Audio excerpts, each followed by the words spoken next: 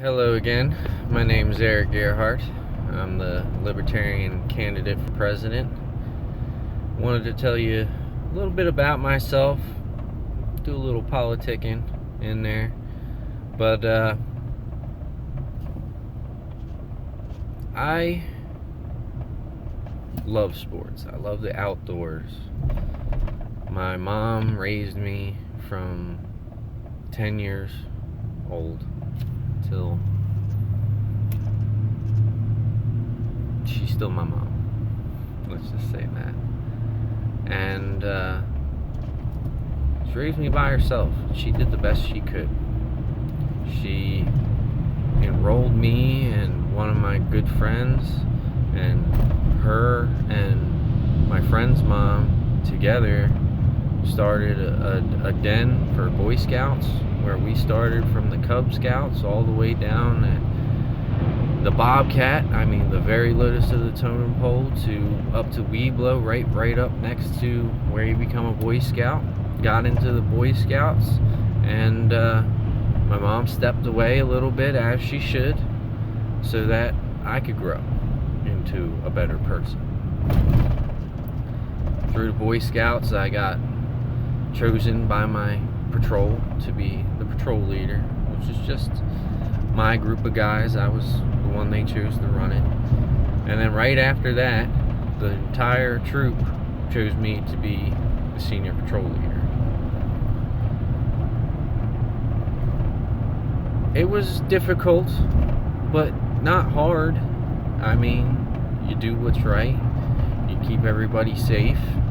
You keep them in line. Not through aggression or anything, but a light slap on the wrist and not an actual slap on the wrist, because violence just ensues violence. But when you lead with respect and honor, people will follow you. And having good ideas and airing it out peacefully through words, you get a lot of things accomplished. And when you work as a unit, a lot gets accomplished. I had my faults back in the day. With my mom going through the divorce and everything, I had to step away from the Scouts for a few years, so it's the reason why I didn't get my Eagle Scout. That, and I always was fascinated with that saying that shooting stars break the mold. So I was more than alright with staying with my star rank, because I wanted to break my mold. I wanted to be different. There's so many people who just want to fit in. It's not that I want to stand out, but I didn't want to be blended in and forgotten. It's not that I care about being forgotten. I like my privacy. I like to be by myself. I like the solace time, the silence. Get your mind right, I was in some bad relationships, quite a few bad relationships, and they drain you emotionally and mentally, and you need time, however long it takes you, to find yourself again. And I'm in the midst of redefining myself right now. I'm taking on a challenge that some might seem impossible. Donald Trump did the impossible, not being a politician and running and making it. Granted, he had a lot more followings than I do, but that's not going to stop me. And with the whole political climate that we're in, with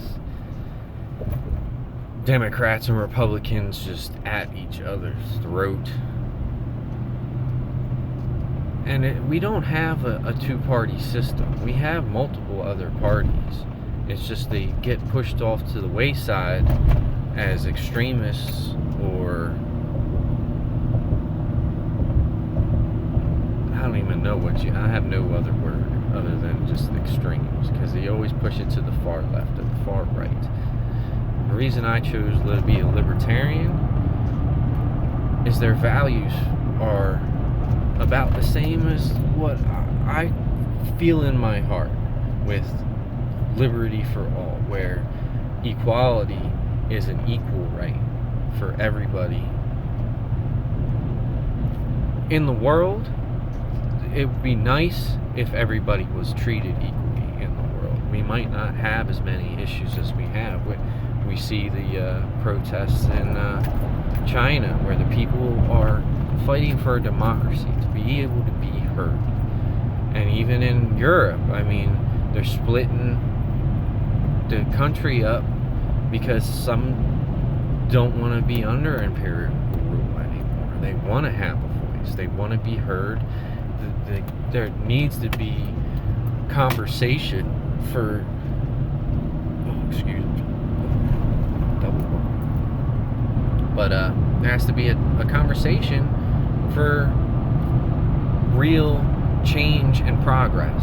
You can't steer a ship in a straight line and hope you're gonna make it unless you're in the ocean, because you're gonna hit stuff.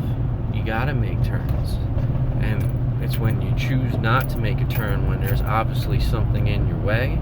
Not that everything needs to be turned around. You have to face things head on, only in certain situations. And I believe Trump's doing the right thing with pulling ourselves out of Afghanistan and out of the Middle East. This is an area of the world that has been at war with itself for thousands of years. It's been under oppression between the Russians that come through there and have tried to take it over, and multiple other different religions have come through there, and it's a never-ending holy war. I mean, when you have so many different views, which it's really sad when you have Muslims and Christians fighting each other when both of their religious books say to love one another, forgive, and thou shalt not kill. Both of them say that. The only one that says that you should kill anybody is Islam, and it's a little bit messed up.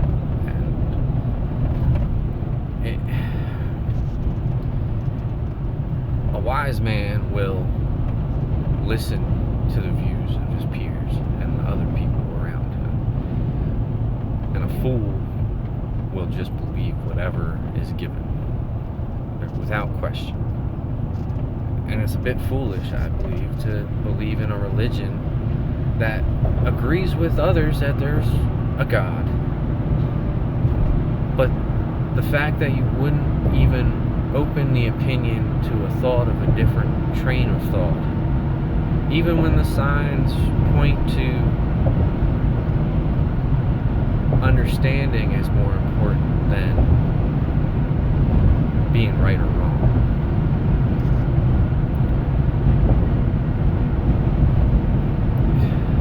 I just wish to lead this country forward with honor, respect, and understanding. And I think I would do the job more than well enough. And on top of that, I think my greatest asset to this country is nobody, and I mean nobody, has their money or hand in my pocket, because I'm a Gerhardt. My heart drives me forward for what I think is right, even if I'm wrong, which I will admit.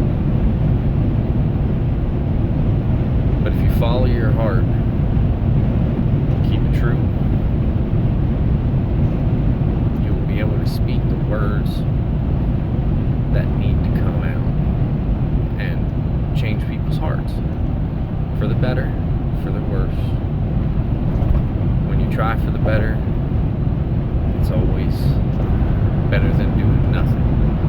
So many people out in our country addicted to drugs, and the biggest problem with the whole opioid epidemic is there's nobody in their system for support.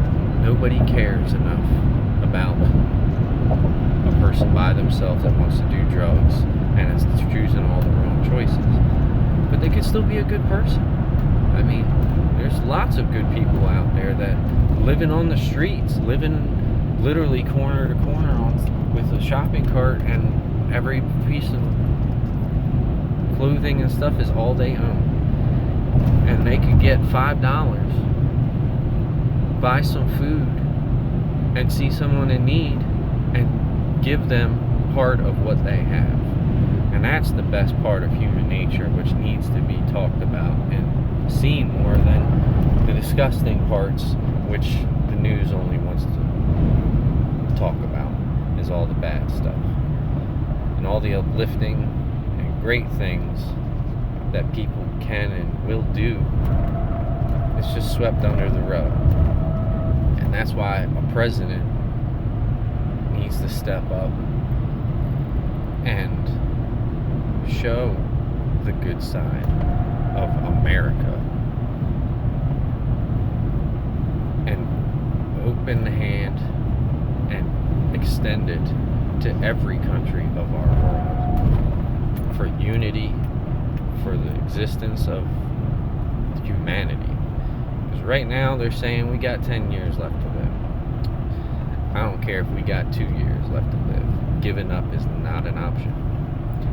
Because there's too many babies in this world who are innocent, can't defend themselves. You got the little girl, what is it, Greta Thunberg, sailing across the world, come to the UN summit up in New York to say her piece. People suing the US government for their right to live because they are children and they can't vote.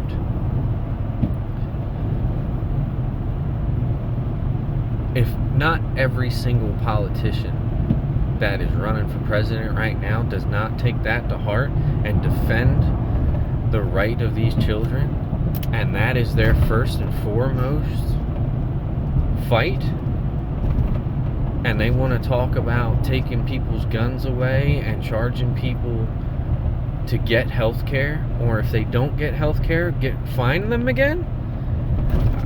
I don't care if the government makes $40 billion in profit off of that. I mean, this is people who can't afford health care, and you're going to charge them more. They can't afford to pay their bills. You want more homeless people on the streets. The less have less and the more have more. It's got to end. It's got to end now. And truthfully, it's got to end with Trump. His EPA rollbacks are really a horrible step backward, and fighting to get them back, what he has rolled back, may be almost impossible, because, you know, the oil companies, while they need the world to survive to have a profit, are profit driven and don't care about the world in general, that they would hide climate evidence for decades on end until it becomes so prevalent that you can't deny it anymore.